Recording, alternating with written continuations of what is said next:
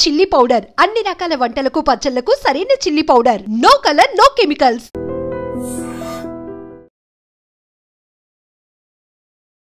Welcome to iDream's brand new show, Think Again.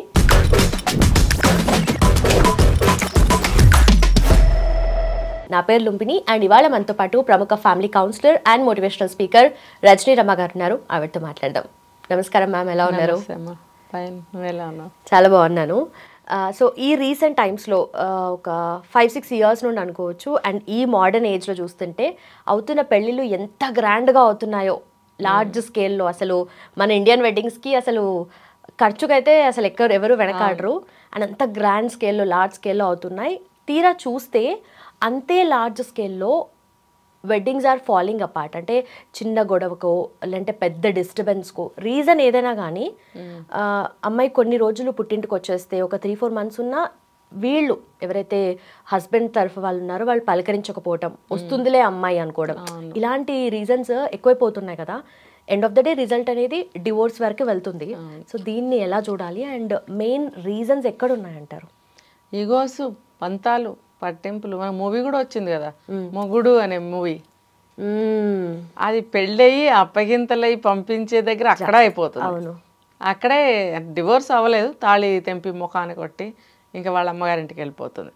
అంటే ఆ మూవీలో కాబట్టి మనకి వేరే చూపించారు. ఆ అబ్బాయి వెళ్ళడం, అడగడం పదే పదే. సరే, క్లైమాక్స్ కూడా బాగా తీశాడు. అయితే మనకి రియల్ లైఫ్లో అలా ఉండదు. నేనెందుకు తగ్గాలి, వాళ్ళు రావచ్చు కదా, మరి వాళ్ళు రావచ్చు కదా, నేనెందుకు తగ్గాలి అని ఎవరికి వాళ్ళే అనుకుంటున్నారు. అంటే పంతాలు బాగా ఎక్కువైపోతున్నాయి. ఇప్పుడు మేము అడిగినవన్నీ ఇచ్చాం కదా, అన్నీ తీసుకుని మమ్మల్ని ఎందుకు ఇలా అంటున్నారు అని అమ్మాయి గల వాళ్ళు అనుకుంటారు. అంటే ఇచ్చినందువల్ల కాదు, అక్కడ ఇచ్చినంత మాత్రాన ఒక నిర్లక్ష్య భావంతో, ఒక లెక్కలేనితనంతో, ఏ మాట అంటే అట్లా కొంచెం విలువ లేకుండా మాట్లాడటము. వీళ్ళు ఏమని తీసుకుంటారంటే మేము మగపెళ్ళి వాళ్ళం కదా, మమ్మల్ని అంత ఇర్రెస్పెక్టివ్గా ట్రీట్ చేస్తారా, ఇర్రెస్పెక్టివ్గా బిహేవ్ చేస్తారా. ఇప్పుడు చూడండి, కొన్ని అనుభవాలు మనం చూస్తూ ఉంటాము. పెళ్ళిళ్ళల్లో పట్టించుకోలేదు ఆడపెళ్ళి వాళ్ళు అని చెప్తుంటారు. అవును, రీసెంట్గా కూడా నేను విన్నాను ఎక్కడో. ఏంటి మీ కోడలు బాగుందా, లేకపోతే పెళ్ళి ఎలా జరిగింది అని కొన్ని సందర్భాలు మాట్లాడుకున్నప్పుడు ఏందిలే తాళి కట్టుకున్నాం వచ్చేసామని చెప్తుంటారు. ఏంటంటే వాళ్ళు ఒకరోజు, అంటే తర్వాత ఎప్పుడైనా వెళ్ళినా కూడా ఒకరోజు ఉండండి అనడము, మర్యాద చేయడము, అసలు అట్లాంటివి లేవు, పోయాయి. పోయాయి అనే కంటే వాళ్ళకి తెలీదా, తెలిసే వాళ్ళు అవన్నీ పాటించరు. ఈ లోపల ఏమవుతుందంటే వీళ్ళకి కోపాలు పెరుగుతూ ఉంటాయి, మండుతూ ఉంటుంది ఇద్దరికి. ఇటు వాళ్ళకి మండుతుంది, అటు వాళ్ళకి మండుతుంది. అక్కడే స్టార్ట్ అవుతుంది గొడవ. అండ్ ఆ ఒక్క ప్రాబ్లమ్ లైఫ్ లాంగ్ కొట్లాడుకుంటారు వీళ్ళు. ఇంకొకటి చెప్పనా, ప్రతి తల్లిదండ్రులు అమ్మాయికి చెప్తూ ఉంటారు, ఇది చాలా చాలా చాలా పెద్ద మిస్టేక్. పెళ్ళి చేసింది మీరు, ఆ కష్ట నష్టాలు భరించింది మీరు, అరేంజ్మెంట్స్ చేసింది మీరు, అన్నీ కూడా చేయవలసింది చెప్పవలసింది అన్నీ మీరైనప్పుడు పిల్లని ఎందుకు మీరు మీడియేటర్గా పెడుతున్నారు? పెట్టడం వల్ల అసలు దీనికంటే ముందు అరేంజ్డ్ మ్యారేజ్ అయినా సరే, లేకపోతే లవ్ మ్యారేజ్ అయినా సరే, అమ్మాయి అబ్బాయి వీళ్ళిద్దరి మీద నడుపుతున్నారు బండి మొత్తం. అది చాలా రాంగ్ అంట నేను. ఇటు అబ్బాయి తల్లిదండ్రులు నడుపుతాడు, అమ్మాయి తల్లిదండ్రులు నడుపుతుంది. నడిపినప్పుడు పెద్ద తప్పులు కానీ పెద్ద పెద్ద అపోహలు కానీ అమ్మాయి తరఫు నుంచి జరుగుతున్నాయి. ఓకే, అబ్బాయి అంటే మనస్తత్వాలు ఇక్కడ డిఫరెంట్గా ఉంటాయి, అమ్మాయివి అబ్బాయివి. ఎందుకంటే అది జెండర్ చేంజ్ వల్ల, అదే వేరే వల్ల ఈ అమ్మాయి మనస్తత్వంతో వేరే కొంచెం నేరో మైండ్తోనే ఆలోచిస్తారు. దీన్ని ఒప్పుకోవాల్సిందే. అబ్బాయిలు అంత ఎక్కువగా దేన్ని పట్టించుకోరు, టేక్ ఇట్ ఈజీగా ఉంటుంటారు ఎక్కువగా. దీనివల్ల ఏమవుతుందంటే అబ్బాయి వాళ్ళ తల్లిదండ్రులకి ఇంకో రకంగా కన్వే చేస్తూ ఉంటాడు, అమ్మాయి వాళ్ళకి ఇంకోలా కన్వే చేస్తూ ఉంటుంది. దీనివల్ల ఏమవుతుందంటే అబ్బాయి తల్లిదండ్రులు ఇదేంటి నాన్న ఇలా జరిగింది, ఏంట్రా నాన్న అని ఎవరిని అడిగితే కొంచెం కోపగించుకోవడము, లేకపోతే మీరు అవన్నీ పట్టించుకోవద్దు, ఎలా అయితే అలా అని అంటాడు. ఆ అమ్మాయి అలా అనదు, తిరిగి వచ్చి అబ్బాయితో పోరాటం చేస్తుంది. మా అమ్మ వాళ్ళకి అది తక్కువైపోయింది, ఇది తక్కువైపోయింది, వాళ్ళెవరో ఇలా చూశారంట, వాళ్ళెవరో ఇలా అన్నారంట, కొన్ని అనకపోయినా అన్నామని క్రియేట్ చేసే మనస్తత్వాలు ఇక్కడ ఖచ్చితంగా ఉంటాయి. నేను ఎన్ని చోట్ల చూశానంటే అందరూ కూడా పాపం ఒక గోల పెడుతున్నారు. ఇది నిజంగా మంచి టాపిక్ ఈరోజు నువ్వు తీసుకొచ్చింది. ఇది అర్థమైందా? అబ్బాయి తరఫున తల్లిదండ్రులని నడిపించినా, అమ్మాయి తరఫు వాళ్ళని పెళ్లిలో నడిపించినా ఎఫెక్ట్ అనేది, బ్యాడ్ ఎఫెక్ట్ అనేది అమ్మాయి తరఫు నుంచే వస్తుంది. ఇంకా కొన్ని సందర్భాల్లో కట్నాలు సరిపోలేదని, స్టేజ్ మీద కట్నం మాకు ఇంకా అందజేయలేదని గొడవ పెట్టుకునే సందర్భాలు, ఆ కేసులు వేరే. జనరల్గా మాట్లాడుకుంటే ఇలా జరుగుతున్నాయి చిన్న చిన్న విషయాలకి. నేనేమంటానంటే పెద్దవాళ్ళు ముందు మాట్లాడుకుంటారు, అరేంజ్డ్ మ్యారేజ్ అయినా లవ్ మ్యారేజ్ అయినా మాట్లాడుకున్నప్పుడు అన్నీ ఎందుకు మాట్లాడుకోరు? అమ్మాయిని అబ్బాయిని ఎందుకు కమిట్ చేస్తున్నారు? పిల్లలు వాళ్ళ ఎక్స్పీరియన్స్ ఎంత, వాళ్ళ ఆలోచన విధానం ఎలా ఉంటుంది? వాళ్ళు పెద్దవాళ్ళు అలాగా ఆలోచించగలుగుతారా? చిన్న చైల్డిష్ మెంటాలిటీతోనే వాళ్ళు ఆలోచిస్తారు. ఆలోచించినప్పుడు కోపాలు తాపాలు పంతాలతోనే ఉంటాయి వాళ్ళ యొక్క నిర్ణయాలు ఏదైనా సరే. అటువంటిప్పుడు పిల్లల మీద ఎందుకు పెడుతున్నారు? నువ్వు అడుగు, నువ్వు చెప్పు, నువ్వు చేయించు అని అమ్మాయికి చెప్తారు. ఆ పిల్ల వచ్చి అబ్బాయితో చెప్తుంది, పెళ్ళికి ముందు నుంచే చెప్తూ ఉంటుంది, పెళ్ళి అయిన తర్వాత ఇంకా ఎక్కువ చెప్తూ ఉంటుంది. దాంతో అబ్బాయి ఏంటి, తల్లిదండ్రుల్ని నిందిస్తూ తల్లిదండ్రులతో గొడవ పడుతూ ఉంటాడు. తను మాత్రం తల్లిదండ్రులతో బాగానే ఉంటుంది. ఇక్కడ రిలేషన్ ఎవరిది చెడిపోతుంది? కొడుకు దృష్టిలో తల్లిదండ్రులు పాపం చెడ్డవుతామేమో, బాధపడతాడేమో కొడుకు, అనవసరంగా మా ఫ్యామిలీకి చెడ్డ పేరు వస్తుంది, పోనీలే వాళ్ళు బాగుంటే మాకు చాలు అనుకుంటున్నారు మగపిల్లాడు తల్లిదండ్రులు. ఆడపిల్ల తల్లిదండ్రులు మేము నెగ్గాం కదా, మమ్మల్ని కాలు కింద వేసాం, తొక్కాం కదా వాళ్ళని, మా కింద లోబడి ఉండాలని ఆడపిల్లల తల్లిదండ్రులు ఆలోచిస్తున్నారు. దీనివల్ల ఏమవుతుందంటే ఎంత ఖర్చు పెట్టినా, మీరు ఎన్ని ఇచ్చినా అవతల వాళ్ళకి మీరు ఆనందాన్ని కలిగించలేరు. మీరు ఎంత ఖర్చు పెట్టినా అది బూడిదలో పోసిన పన్నీరు. ఎవరికి ఖర్చు పెట్టారు? ఆ ఖర్చులు అంటారు, ఈ ఖర్చులు అంటారు, భోజనాలు, మండపాలు, డెకరేషన్లు, ఇవన్నీ మీరు ఎవరికి ఖర్చు పెట్టారు? ఎవరికో బయట వాళ్ళకి ఖర్చు పెట్టారు. అసలు మీ కుటుంబంలో కుటుంబాన్ని కలుపుకుంటున్నప్పుడు వాళ్ళకి మీరు ఎంత మర్యాద చేసుకున్నారు, ఒకరికొకళ్ళు ఎంత గౌరవించుకున్నారు, ఎంత రిలేషన్ని స్ట్రాంగ్ చేసుకున్నారు. రిలేషన్స్ స్ట్రాంగ్ అవ్వాలి అని అంటే ఇలాంటివన్నీ మనం ఎక్కువ చేసుకోవాలి, మీరు ఎక్కువ చేసుకోవాలి. ఇది మానేసి లోకులకి మీరు ఖర్చు పెట్టి అయిన వాళ్ళకి ఆకుల్లో కాని వాళ్ళకి కంచాల్లో అనే ఒక సామెత కూడా ఉంది. ఇలాంటివి చేయడం వల్ల ఈ బంధాలు అనేవి చాలా వీక్గా ఉంటున్నాయి, అతి త్వరలోనే తెగిపోతున్నాయి కూడా ఈ బంధాలు. మీరు చెప్పింది అంటే ఒక పక్కన చూస్తే నిజంగానే ఇవి అవుతూ ఉన్నాయి. కానీ కొందరు ఏం చేస్తారంటే పెళ్ళికొడుకు తరఫు వాళ్ళు వీళ్ళని చిన్న చూపు చూడడము, ప్రతి విషయంలో నిజంగా వాళ్ళు కూడా నారో మైండెడ్ కూడా ఉంటారు కదా కొంతమంది అబ్బాయిలు. సో వాళ్ళు కానీ మీరు అన్నట్టుగా నిజంగానే పెళ్లికూతురు పెళ్లికొడుకు ఎవరైతే ఉన్నారో తర్వాత ఫ్యూచర్ వైఫ్ అండ్ హస్బెండ్ అవ్వాల్సిన వాళ్ళు మాట్లాడుకుంటారు, ఆ డిస్కషన్స్ అవుతూ ఉంటాయి. ఇక్కడ వీళ్ళు కన్వే చేయడం, ఇక్కడ వీళ్ళు కన్వే చేయడం, ఏదన్నా మిస్కమ్యూనికేషన్ అవుతూ ఉండొచ్చు డెఫినెట్లీ. ఒక పర్సన్ టు ఒక పర్సన్, ఆ పర్సన్ ఇంకో పర్సన్కి వెళ్ళినప్పుడే మాటలు మారిపోతూ ఉంటాయి.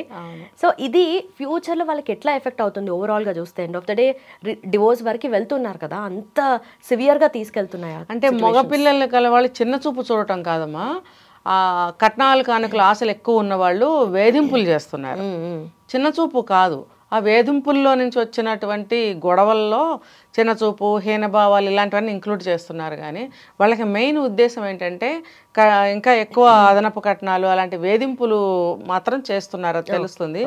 కానీ ఎక్కువ శాతం ఇవే జరుగుతున్నాయి. ఏదైనా సరే పెద్దవాళ్ళు మాట్లాడుకున్నట్టయితే బాగుంటుంది, ఏదైనా కలిసి మాట్లాడుకుంటే ఇంకా బాగుంటుంది. అనుకుని మనం ఇది చేద్దాం, ఇలా చేద్దాం, ఇంతలో చేద్దాము, మన కెపాసిటీని బట్టి పోదాం, ఇలాంటి సంప్రదింపు మాటలు పెద్దవాళ్ళు మాట్లాడుకోవాలి.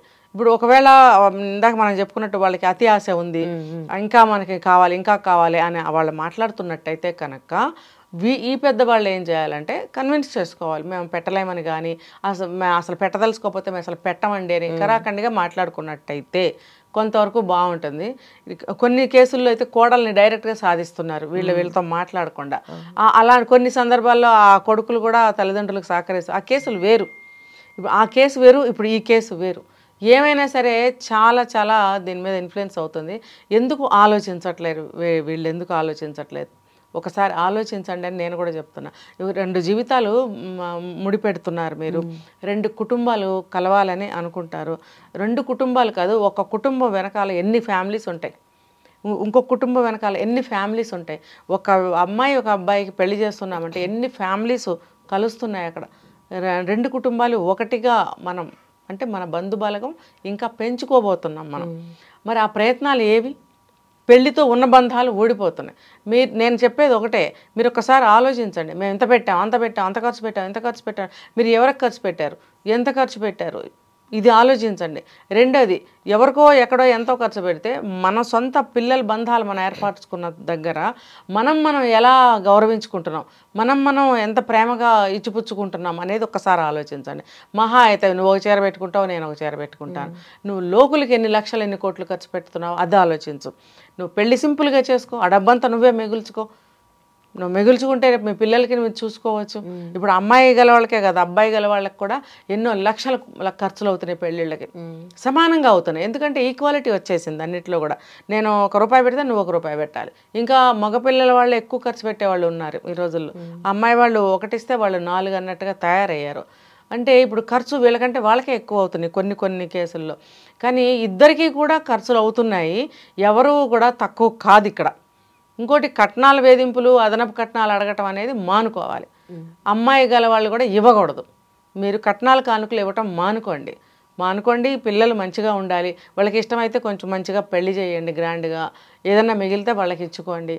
అంతేకాని ఈ కట్నాలు మీరు ఇవ్వకండి, మీరు అడగకండి అనే నేను చెప్తున్నాను. వీటి వల్ల మెయిన్ గొడవలు వస్తున్నాయి ఇక్కడ. మేము అంత పెట్టాం మేము పెట్టలేదా అని వాళ్ళు. ఇచ్చేటప్పుడు మీకు అంత పొగరేంటని వీళ్ళు మాట్లాడతారు. ఆడపిల్లి వాళ్ళు ఎట్లా మాట్లాడుతున్నారంటే, ఇస్తున్నారు, ఇచ్చిన తర్వాత నువ్వు ఇందాకన్నావే చిన్న చూపు చూస్తున్నారు, ఆ చిన్న చూపు చూడటం మొదలు పెట్టారు అబ్బాయి తల్లిదండ్రులు. అంటే అబ్బాయి తల్లిదండ్రులు సంస్కారం లేని వాళ్ళు, అబ్బాయి తల్లిదండ్రులు చదువుకోని వాళ్ళు. చదువుకున్నా సరే వాళ్ళకి ట్రీట్ చేస్తారు. వాళ్ళకి ఏమీ తెలియదు, వాళ్ళకి మంచివాళ్ళు కాదు, మనస్తత్వం ప్రకారం మంచివాళ్ళు కాదు. అసలు అక్కడ ఏమీ జరగకపోయినా, ఏదో ఒక చిన్నది జరిగినా ఏదో వేధించారు, ఏదో అన్నారు. అసలు ఏది కూడా కారణాలు ఉండవు అక్కడ, గాలి ధూళి అంతే. దానికే అనేసారు, చేసేసారు. అంటే ఎందుకు మీరు పెంచుకుంటున్నారు అసలు విరోధాలని? నేను అందరికీ చెప్తున్నాను, మన తెలుగు రాష్ట్రాల వాళ్ళందరికీ ఇదే మాట చెప్తున్నాను. అసలు ఇంత ఉంటే అంత చేసుకుంటున్నారు అనమాట. ఇలా చూసిందంటే అలా చూసింది, అలా చూశాడంటే ఇలా చూశాడు. అసలు అలాంటివి వద్దు మనకి. గౌరవం ఎప్పుడైనా సరే ఇవ్వండి, పుచ్చుకోండి, ఏదైనా సరే. ఇప్పుడు ఎవరి ఆస్తి మనకు వద్దు, కట్నాలు మీరు తీసుకోకండి, మీరు ఇవ్వకండి. అప్పుడు ఏ గొడవలు రావుగా. అప్పుడు కూడా ఈగోస్కే పోతున్నారు. నువ్వు పలకరిస్తే నేను పలకరిస్తా, నేను పలకరిస్తే నువ్వు పలకరించు. అంటుకోకుండానే దూరంగానే ఉండే కుటుంబాలు లక్షల్లో ఉన్నాయి. దానివల్ల ఏమవుతుందంటే, నువ్వు అడిగిన క్వశ్చన్ అది. దీని ప్రభావం ఎలా ఉంటుందంటే, 2 కుటుంబాలు ఒకటే అవ్వాలనే ఉద్దేశము నెరవేరకుండా 2 కుటుంబాలు విడిపోయి ఎవరికి వాళ్ళు ఎలాగా ఉంటున్నారు. ఎలాగోలా అమ్మాయి అబ్బాయి కాపురం చేస్తే కూడా కొంతకాలానికి వాళ్ళు కూడా సవ్యంగా ఉంటారా ఉండరా అనేది తెలియకుండా పోతుంది. కాబట్టి ఆలోచించండి. మీరు ఏది చేసినా సరే దాన్ని ఒక క్రమ పద్ధతిలో చక్కగా సంప్రదించుకుని ఆలోచించుకుని, పెళ్ళనే కాదు ఏ వ్యవహారం అయినా సరే పెద్దవాళ్ళు చక్కగా వాళ్ళకి ఒక ఆలోచన ఉంటుంది, ఒక స్టాండర్డ్స్ ఉంటాయి, ఆ ప్రకారంగా వెళ్ళమని నేను చెప్తున్నాను. Okay ma'am, thank you so much.